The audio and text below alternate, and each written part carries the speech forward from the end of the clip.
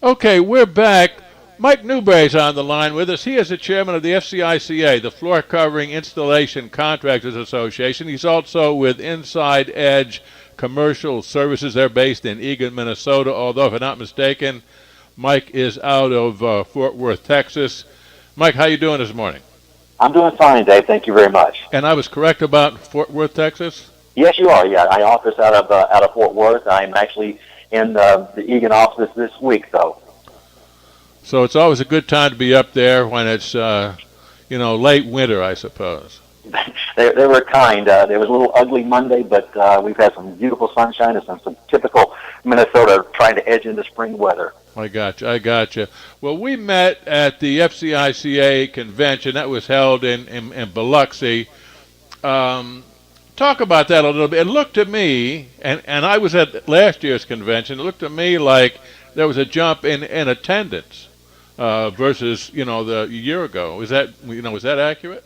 No, that is correct. It was the best attended convention we've had since 2008, the last statistics that we had. So it was a phenomenal turnout. We had the highest number of contractors, the highest number of attendees in general, the highest number of associates members. So it was a very, very good, very productive meeting for us. That's interesting. Now, I had talked to somebody who I think he said he didn't even know there was such an organization until sometime during last year. This was the first convention he showed up. Were there a lot of first-timers there?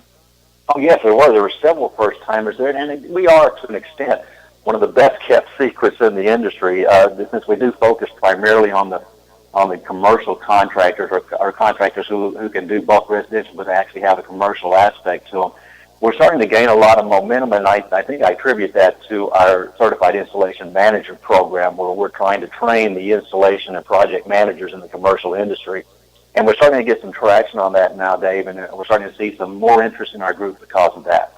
So that draws a lot of people into the organization. Yes, sir, it does. I see. Now, over and above that, was there an outreach over this last year or so on the part of the organization to inform newcomers?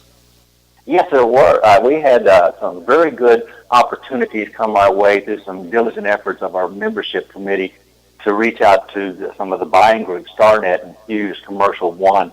And they were gracious enough to invite us to their conferences where we had an opportunity to set up a table and actually talk to their members about joining FCICA, because there's an opportunity for us to offer some training on the installation manager side to those groups, and some of their members saw the benefit of that. So we saw a great uptick in membership overall due to the impact of those opportunities.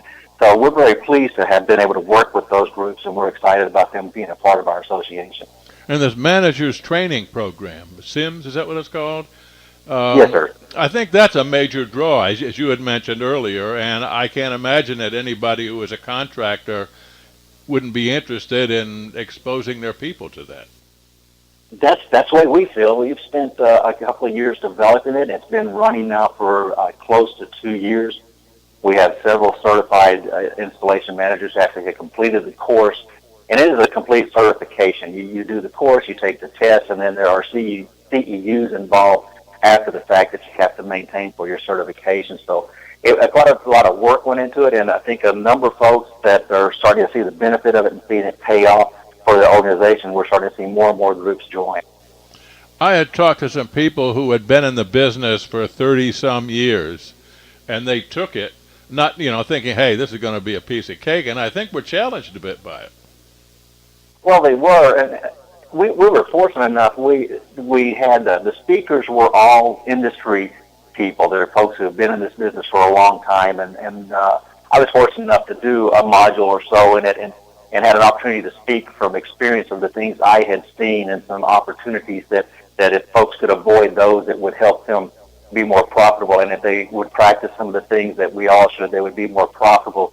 I think that's probably the reason it's a little more challenging than folks might have thought, because it's seriously been taken from the perspective of people who have been there, done that, or had that happen to them, and we're hoping to help other folks to avoid those things that most of us learned the difficult way. Yeah, I hear you. Talk to me a bit about Inside Edge, the organization, and what kind of work it does.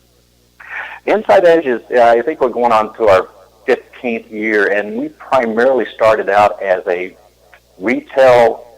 big box retail remodel organization, doing work nationwide for big box retailers. And that's still a fairly large portion of our business, but we do conduct business across the country. We hire contractors. We have some 400 contractors in our database. We probably contract regularly with a couple of hundred of those throughout the year.